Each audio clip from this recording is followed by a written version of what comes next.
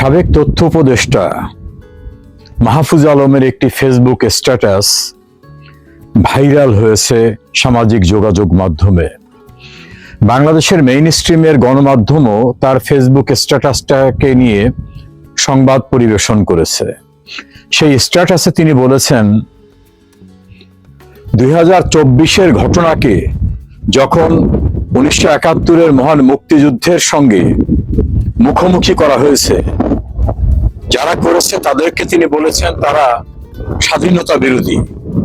সেদিনই আওয়ামী লীগ ব্যাক করেছে। খুব সংক্ষেপে বলা যেতে পারে, তার স্ট্যাটাসে তিনি বলেছেন আওয়ামী লীগ ব্যাক করেছে। কে এই মাহফুজ আলম? ডক্টর মোহাম্মদ ইউনূস, যাকে ক্লিনটন ফাউন্ডেশনের অনুষ্ঠানে শেখ হাসিনা উচ্ছেদের ষড়যন্ত্রের মাস্টার মাইন্ড হিসাবে বিশ্ব পরিমণ্ডলে পরিচয় করিয়ে দিয়েছিলেন মঞ্চে ডেকে, ইনি হচ্ছেন সেই মাহফুজ আলম। তিনি বিশেষ সহকারী ছিলেন ডক্টর ইউনূসের। পরবর্তীতে তিনি মন্ত্রীর পদমর্যাদায় তথ্য উপদেষ্টা হিসাবে দায়িত্ব পালন করেছেন এবং বিভিন্ন সময় তার বিভিন্ন সোশ্যাল মিডিয়ায় স্ট্যাটাস, বিভিন্ন কথাবার্তা নিয়ে নানা রকম আলাপ আলোচনা হয়। কেউ বলেন তাকে পণ্ডিত, কেউ বলেন তাকে নাটের গুরু, ইউনূস বলেন তিনি মাস্টার মাইন্ড। সবকিছু মিলে তিনি যে শেখ হাসিনা উচ্ছেদের ষড়যন্ত্রের একটা গভীর অধ্যায়ের সঙ্গে জড়িত ছিলেন, এটা সর্বমহল থেকে স্বীকৃত। তার স্ট্যাটাসের নির্যাসটা হচ্ছে, যখন 2024-এর ঘটনাকে মহান মুক্তিযুদ্ধের মুখোমুখি করেছে, তখনই মুক্তিযুদ্ধের চেতনার সমস্ত মানুষ অনুধাবন করেছে যে আওয়ামী লীগই সঠিক। এটা তিনি বুঝাতে চেয়েছেন যে মুক্তিযুদ্ধের মানুষরা কি অবস্থান নিয়েছে। তার জিস্ট কথাটা হলো, ওই দিনই আওয়ামী লীগ ব্যাক করেছে। কেউ কেউ বলতেন আওয়ামী লীগ কোথায়? আওয়ামী লীগ বাংলাদেশে প্রতিটি গ্রামে, শহরে, নগরে, বন্দরে কৃষক, শ্রমিক, মেহনতি মানুষ, শিল্প কলকারখানা থেকে শুরু করে সর্বত্রই আওয়ামী লীগ বিরাজমান। আওয়ামী লীগ তো লাল সবুজের পতাকার ভিতরে বিরাজমান। আওয়ামী লীগ যে গ্রিন পাসপোর্টটি ওর ভিতরে বিরাজমান। আওয়ামী লীগ যে স্বাধীন সার্বভৌম বাংলাদেশ নামক রাষ্ট্রটি, এই রাষ্ট্র সত্তার ভিতরে বিরাজমান। এখন দেখেন না আওয়ামী লীগ কোথায়? কোটি কোটি মানুষ রাস্তায় বলছে আওয়ামী লীগের সময় ভালো ছিলাম। অসহায় বিপন্ন নারী, রিক্সা চালক, সবজি বিক্রেতা বলছে শেখ হাসিনা ছাড়া বিকল্প নেই। আওয়ামী লীগ প্রতিটি ঘরে, প্রতিটি পর্যায়ে, প্রতিটি গ্রামে, সর্বত্র আওয়ামী লীগ আছে। আওয়ামী লীগ ব্যাক করেছেন না, আওয়ামী লীগ ছিল, আওয়ামী লীগ আছে। অনিবার্য মৃত্যুর পরিস্থিতিতে আওয়ামী লীগ সভানেত্রীকে জোর করে দেশের বাইরে পাঠিয়ে দেওয়া হয়েছে।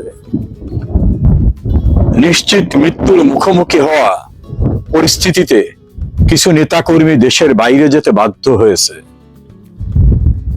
যারা দেশে রয়েছেন তার সংখ্যা আর বাইরে আসার সংখ্যা হিসাব করলে দেখা যাবে 1000 ভাগের 1 ভাগও বাইরে আসে নাই, দেশের ভিতরেই আছে। হেন কোনো গ্রাম নাই যেখানে আওয়ামী লীগ নাই, হেন কোনো পরিবার নাই যেখানে আওয়ামী লীগ নাই। বাংলাদেশের যা কিছু বিস্ময়কর সৃষ্টি, বাঙালির যা কিছু গৌরবময় অর্জন, তার মাঝেই আওয়ামী লীগ আছে। আওয়ামী লীগকে বিনাশ করা যায় না। আওয়ামী লীগ অবিনাশী সত্তা। যারা ইউনূসের মদদে টেলিভিশন টকশোতে গিয়ে বলতেন কোথায় আওয়ামী লীগ, তাদের উদ্দেশ্যে বলবো, একটা নির্বাচনে আওয়ামী লীগ না, স্বতন্ত্র হিসাবে নির্বাচন করার সুযোগ দিলে বুঝবেন আওয়ামী লীগ কোথায়। আইনজীবী সমিতির যে কটা নির্বাচন হয়েছে, ফলাফল দেখা গেছে। এরপরে ঢাকা আইনজীবী সমিতি, চট্টগ্রাম আইনজীবী সমিতি, সুপ্রিম কোর্ট আইনজীবী সমিতিতে নির্বাচন করার পথ রুদ্ধ করে দিয়েছেন।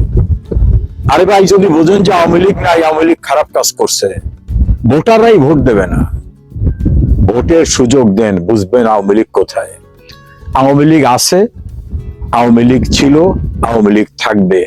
আওয়ামী লীগ ব্যাক করেছে না, আওয়ামী লীগ স্বরূপে আবির্ভূত হবে, সে সময় খুব দূরে না। বাংলাদেশের সাবেক প্রধানমন্ত্রী শেখ হাসিনার দেশে ফেরা নিয়ে বাংলাদেশের দৈনিক মানবজমিন, ইত্তেফাক সহ বেশ কয়েকটি গণমাধ্যমে সংবাদ প্রকাশিত হয়েছে। সংবাদের সূত্র হিসাবে তারা উল্লেখ করেছেন ভারতের আনন্দবাজার পত্রিকা, যেখানে শেখ হাসিনার সাক্ষাৎকারে তিনি বলেছেন, আমি অবশ্যই দেশে ফিরব, মাথা উঁচু করে ফিরব। এক পর্যায়ে তিনি সাক্ষাৎকারে বলেছেন যে বিমানে আমাকে এখানে পাঠানো হয়েছিল সেই বিমান পাঠিয়ে দিক, ওই বিমানে আমি ফিরব।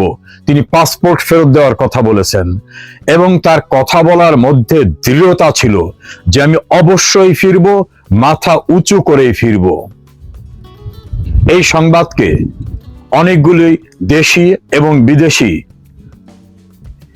ইংরেজি, বাংলা এবং অন্যান্য ভাষার গণমাধ্যম খুবই গুরুত্ব সহকারে প্রচার করেছে। মেটিকুলাস ডিজাইনের মাধ্যমে দীর্ঘ ষড়যন্ত্রের চূড়ান্ত পরিণতি হিসাবে জামাত শিবির এবং তাদের বিদেশি সহযোগীরা শেখ হাসিনাকে ক্ষমতাচ্যুত করেছিল বাংলাদেশের এন্টি আওয়ামী লীগের রাজনীতির সঙ্গে সম্পৃক্ত এবং ক্ষমতা লোভী একটি চক্রকে সঙ্গে নিয়ে। তাতে সহায়তা করেছিল প্রশাসনেরও বিভিন্ন পর্যায়ের অনেক লোক। সবকিছু আজ স্পষ্ট। যারাই ষড়যন্ত্রে জড়িত ছিলেন তারা নিজেরাই বিভিন্ন ভিডিওতে, ইউটিউবে, গণমাধ্যমে সাক্ষাৎকার দিয়ে বলছেন যে হ্যাঁ, আমরা এটা করেছি, আমরা পুলিশ মেরেছি, আমরা সরকারি স্থাপনা, মেট্রো রেল, পদ্মা সেতু পুড়িয়ে দিয়েছি। কেউ কেউ তো বলেছেন যে আমরা যদি শেখ হাসিনার 5 তারিখে পতন ঘটাতে না পারতাম তাহলে আমরা অস্ত্র তুলে নিতাম। কেউ কেউ তো বলছেন যে 15 বছর পূর্ব থেকে আমরা এই পরিকল্পনা করে আসছি। তাদের এই সমস্ত পরিকল্পনার যে মূল ব্যক্তি ডক্টর মোহাম্মদ ইউনূস, তিনি ক্লিনটন ফাউন্ডেশনের বক্তব্যেই বলেছেন, হঠাৎ করে কিছু হয় নাই, nothing happened suddenly, through a long meticulous design এটা করেছি, এবং যাদেরকে দিয়ে করিয়েছেন তাদেরকে তিনি জনসম্মুখে উপস্থাপন করেছেন। অর্থাৎ যারা ঘটনা ঘটিয়েছে তারা প্রকাশ্যে স্বীকার করেছে যে সকল ঘটনা আমরাই ঘটিয়েছি এবং আমাদের টার্গেট ছিল শেখ হাসিনা। নাসির উদ্দিন পাটোয়ারি, এনসিপির নেতা, তিনি বলেছেন যে আমাদের টার্গেট কোনোভাবেই গণভবন, বঙ্গভবন ছিল না, আমাদের টার্গেট ছিল শেখ হাসিনা। তাদের আর এক নেতা মাসুদ, তিনি বলেছেন আমাদের টার্গেট ছিল শেখ হাসিনা। অর্থাৎ শেখ হাসিনাকে হত্যা করে তারা মুক্তিযুদ্ধের বাংলাদেশকে ধ্বংস করার যে সুপরিকল্পিত ষড়যন্ত্র ছিল, সেই ষড়যন্ত্র থেকে শেখ হাসিনা এবং বঙ্গবন্ধুর কনিষ্ঠ কন্যা শেখ রেহানা আল্লাহর অশেষ সহমতে রক্ষা পেয়েছেন। ইতোপূর্বেও অন্তত 19 বার হত্যা চেষ্টা থেকে আল্লাহ তাকে রক্ষা করেছেন। সর্বশেষ 2004 সালের 21 আগস্ট যে রাষ্ট্রীয় পৃষ্ঠপোষকতায় ভয়াবহ গ্রেনেড নিক্ষেপ করা হলো, সেদিন তার বেঁচে থাকার কথা ছিল না, সেদিনও তিনি বেঁচে গেছেন।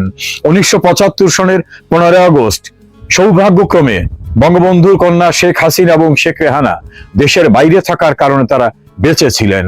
আমি যে কথাটা খুব স্পষ্টভাবে বলি, আমি খুব কাছের থেকে শেখ হাসিনাকে দেখেছি এবং তার সম্পর্কে জানি। তিনি যা বলেন তিনি সেটা করে ছাড়েন। তিনি যখন যুদ্ধ অপরাধীদের বিচারের প্রক্রিয়া নিয়ে আলোচনা করছিলেন, অনেকেই, এমনকি তার দল এবং শুভাকাঙ্ক্ষীদের অনেকেও কিন্তু এই সাহস নেওয়া ঠিক হবে কিনা তাকে শঙ্কিত করেছিলেন। বলেছিলেন যুদ্ধ অপরাধীরা দেশের ভিতরে সুপ্রতিষ্ঠিত, রাজনীতিতে প্রতিষ্ঠিত, কেউ কেউ মন্ত্রী হয়েছেন, রাজনৈতিক নেতা হয়েছেন, কারো ব্যাংক, বিমা, শিক্ষা প্রতিষ্ঠান হয়েছে, দেশের বাইরে তাদের বিশাল প্রভাব রয়েছে। শেখ হাসিনা বলেছিলেন আমি বিচার করব। বঙ্গবন্ধুর খুনিরা ইনডেমনিটি অর্ডিন্যান্সকে পার্লামেন্টে পাশ করাবার ভিতর থেকে দাম্ভিকতা সৃষ্টি করে বলেছিলেন কেউ আমাদের কিছু করতে পারবে না। সেই দাম্ভিকতাও কিন্তু শেখ হাসিনা চূর্ণ করেছিলেন। পদ্মা সেতু তৈরির সময় তার পক্ষে কেউই ছিলেন না। কোথা থেকে টাকা আসবে? বিশ্বব্যাংক বন্ধ করে দিল। এমনকি তার ক্যাবিনেট এবং অন্যান্যরাও তো সংশয় প্রকাশ করেছিলেন। শেখ হাসিনা বলেছিলেন যে আমি যা সিদ্ধান্ত নেই আমি সেটা করি। শেখ হাসিনা কিন্তু করে ছেড়েছেন।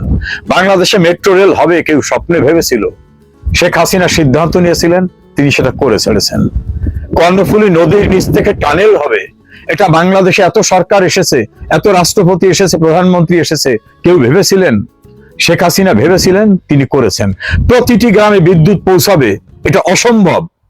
বর্তমান প্রধানমন্ত্রী তার পূর্বের একটা ইন্টারভিউতে বলেছিলেন যে দোকানে, শপে, গ্রামে সর্বত্র বিদ্যুৎ দেওয়া সম্ভব না। শেখ হাসিনা বলেছিলেন যে আমি সর্বত্র বিদ্যুৎ দেব, প্রতিটি গ্রামকে বিদ্যুতায়িত তিনি করে ছেড়েছেন। তথ্য প্রযুক্তি, প্রতিটি গ্রামে, একেবারে প্রত্যন্ত অঞ্চলেও তিনি ইন্টারনেট পৌঁছে দিয়েছেন। একটা লোক গৃহহীন থাকবে না, তার এই সংকল্প তিনি বাস্তবায়ন করেছেন। সকল মানুষের জন্য, গৃহহীনদের জন্য সরকারি ভূমিতে, সরকারি টাকায় গৃহ নির্মাণ করে, দলিল করে দিয়ে, তাদের মালিকানা নিশ্চিত করে দিয়ে তিনি বলেছিলেন কৃষকের জন্য ব্যাংক অ্যাকাউন্ট থাকবে, 10 টাকায় ব্যাংক অ্যাকাউন্ট। শুধু তাই নয়, কোন রকম বন্ধক ছাড়া তারা লোন পাবে, তিনি সেটা করে দেখিয়েছিলেন। এটাই শেখ হাসিনা। তিনি তখন বলেছেন আমি দেশে ফিরবই। শেখ হাসিনার দেশে ফেরা নিশ্চিত, যে কোনো সময় তিনি দেশে ফিরবেন। তার সহকর্মী যারা দেশের বাইরে আছেন, আমরা যারা আছি, আমরা সবাই দেশে ফিরব। আওয়ামী লীগের এবং মুক্তিযুদ্ধের পক্ষের সকলকে আমি বলবো, শেখ হাসিনা যা বলেন তিনি তা করেন, তিনি পরাভব মানেন না। 2004-এর 21 আগস্টের পরে ওই মৃত্যুর বিভীষিকার ভিতর থেকে কোনোভাবে বেঁচে যাওয়ার পরে, যখন 2007 সালের কেয়ারটেকার সরকার বানোয়াট মামলায় তাকে গ্রেফতার করলেন, আমি সেই সময় তার অন্যতম আইনজীবী ছিলাম। তার কিছু আত্মীয় স্বজন দেখা করতে এসে তাকে বলেছিলেন রাজনীতি ছেড়ে দিতে। অত বড় বিপদগ্রস্ত অবস্থায় তিনি বলেছেন আমি ছাড়বো না, আমি শেখ মুজিবের মেয়ে, যা করতে হয় আমি তাই করব। শেখ হাসিনার জেদ, তার দৃঢ়তা আমি খুব কাছের থেকে দেখেছি। যারা দেখেননি তারা বুঝবেন না। উনি যেটা বলেন উনি সেটা করে ছাড়েন। তাতে মৃত্যুকে উনি ভয় পান না। না হলে এতবার মৃত্যুর মুখোমুখি হওয়ার পরেও তিনি চ্যালেঞ্জ নিয়েছেন। এখনো তিনি শারীরিকভাবে, মানসিকভাবে অত্যন্ত ভালো, বরং পূর্বের চেয়ে আরো বেশি দৃঢ় প্রত্যয়ী হয়ে আছেন। তিনি দেশে ফিরবেন। আমার বিশ্বাস তার সার্বক্ষণিক সঙ্গী বঙ্গবন্ধুর কনিষ্ঠ কন্যা শেখ রেহানা এবং বঙ্গবন্ধুর উত্তরসূরিরা সবাই দেশে ফিরবে, আমরা সবাই দেশে ফিরব ইনশাআল্লাহ। সেদিন খুব দূরে নয়। মামলা, হামলা, হত্যা এগুলি দিয়ে আওয়ামী লীগকে নিবৃত করা যায় না। শেখ হাসিনার সৈনিকদের নিবৃত করা যায়নি।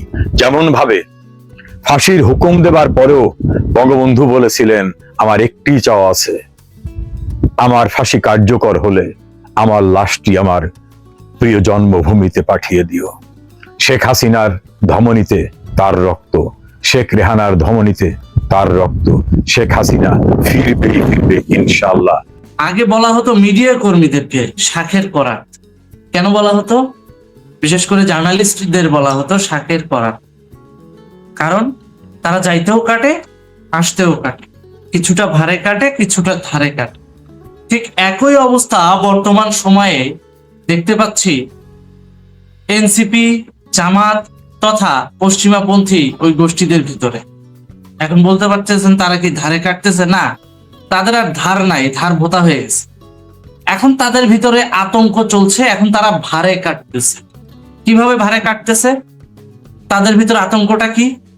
খেয়াল করে দেখবেন ইদানিং বাংলাদেশে প্রচুর অন্যায় অত্যাচার বেড়ে গেছে। যেমন আজকের ঘটনা বলি, শিশু রামিসা হত্যা। 2 দিন আগের ঘটনা বলি, কারিনা কায়সার মারা গেল। তার আগের ঘটনা যদি আমি ধরি, যেমন জুলাই গ্রাফিতি আঁকতে গেছে একটা গ্রুপ, মানে রীতিমতো একটা গ্যাঞ্জাম লাগাই দিয়া মিডিয়ার খোরাক তৈরি করে দেওয়া। মিডিয়ার খোরাক তৈরি করে দিয়ে আলটিমেটলি লাভটা কি? অর্থাৎ জুলাই চেতনার ভিতরে আতঙ্ক ছড়ায়া দিয়া সেই জিনিসটাকে মিডিয়াতে প্রমোট করতে পারলে সাধারণ জনগণ, আপনি আমি, আমরা এই চর্চা নিয়ে ব্যস্ত থাকবো। ওইদিকে সেন্ট মার্টিনে কি হচ্ছে না হচ্ছে এটা নিয়ে আপনারও হেডেক থাকবে না, আমাদেরও হেডেক থাকবে না। কেন? এক এক দিন এক এক টপিক, এক এক তথ্য দিয়ে আমাদের মস্তিষ্কে চাঙ্ক ইনফরমেশন গুলো দিয়ে দেওয়া হবে। এখন বলতে পারেন ভাই, একটা শিশু মারা যাচ্ছে, একটা নারী হত্যা হচ্ছে, এগুলো জাঙ্ক ইনফরমেশন। এগুলো জাঙ্ক ইনফরমেশন না, এগুলো বাস্তবতা। কিন্তু কথা হচ্ছে এই বাস্তবতাগুলো ঘটানোর পিছনে ইনভেস্টমেন্ট, প্ল্যানিং এবং মোটা দাগে একটা পরিকল্পনা কাজ করে। যেমন ধরেন শিশু রামিসা হত্যাকাণ্ড কিংবা কারিনা কায়সারের মৃত্যু। কারণ জানে যে এই কারিনা কায়সারের মৃত্যু হলে লাল বদরের একটা গোষ্ঠী যেমন মাঠে নামবে, একই সাথে আওয়ামী লীগ এই বিষয়টা নিয়ে কথা বলবে, এক প্রকার আনন্দ করবে।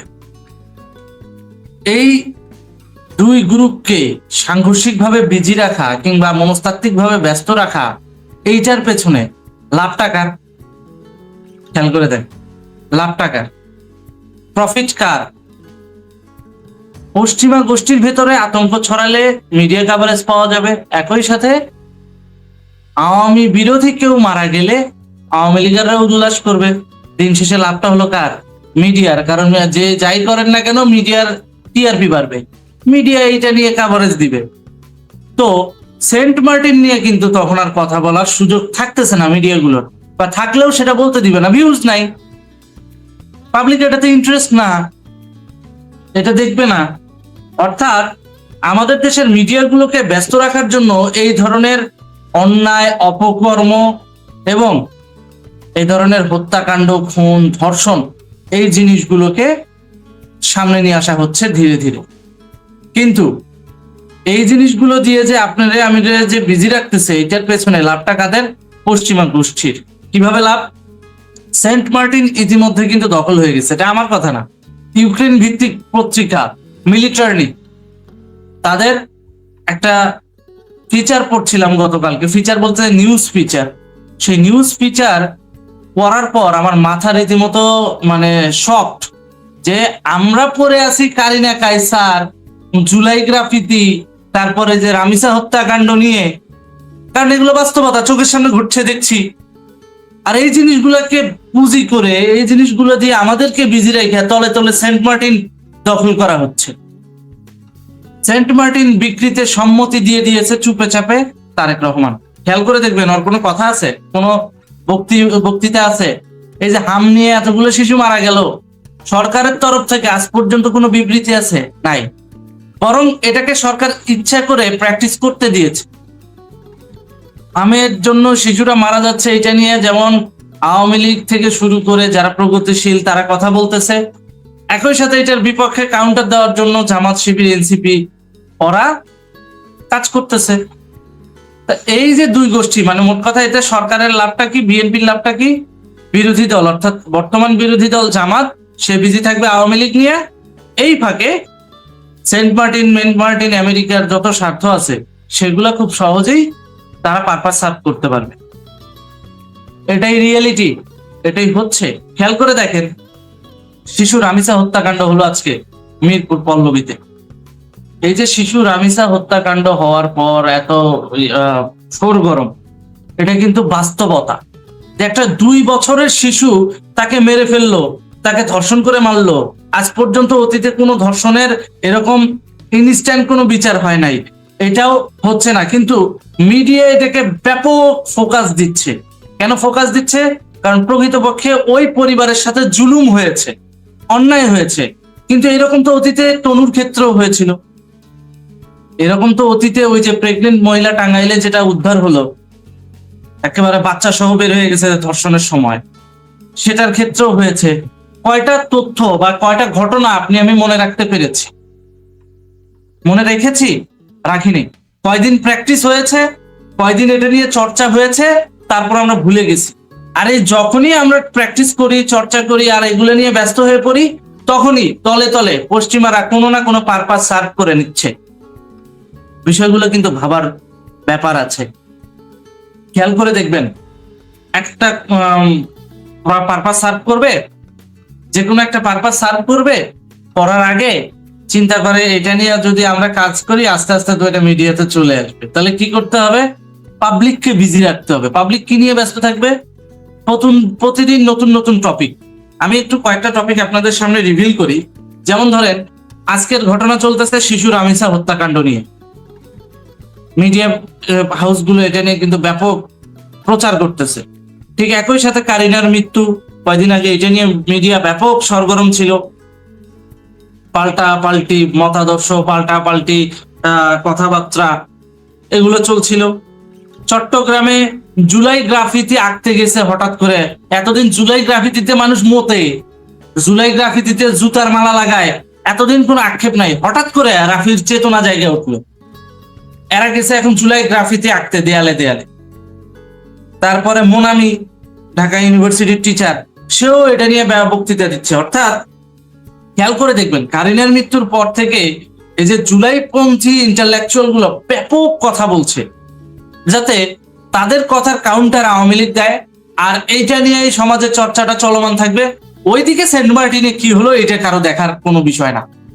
এর ভিতরে যখন ইউক্রেনের পত্রিকা মিলিটারি পত্রিকা যখন বিষয়টা ফাঁস করে দিল যে ইতিমধ্যে সেন্ট মার্টিন সেনাবাহিনী আমেরিকানদের হাতে তুলে দেওয়ার জন্য প্রস্তুতি নিচ্ছে, এবং এইটার মাধ্যমে জিওপলিটিক্যালি এশিয়া প্যাসিফিক অঞ্চলের যেই কূটনীতি সেটা ব্যালেন্স হবে, ব্যালেন্স ডিপ্লোমেসি আসবে। আমি আপনাদেরকে বিষয়টা একেবারে ওপেনলি এই স্ক্রিনটা দেখাই। এইটা হচ্ছে এই যে আপনাদেরকে দেখাচ্ছি, আমাদের নিউজের হেডলাইন এটা, এই যে এইটা ওই ইউক্রেন ভিত্তিক যে পত্রিকা যেটা নিউজ করেছে, ওদের নিউজের হেডলাইন ছিল এটা, the US Bangladesh framework agreement take effect shifting Asia's balance of পাওয়ার।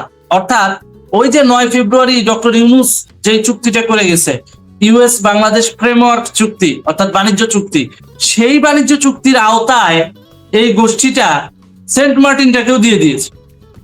এবং এই সেন্ট মার্টিন দেওয়ার পর এখন রীতিমতো সেখানে সামরিক বেস তৈরি করার জন্য যা যা করা লাগে সেগুলো করা শুরু করে দিয়েছে তারেক জিয়ার মৌন সম্মতিতে।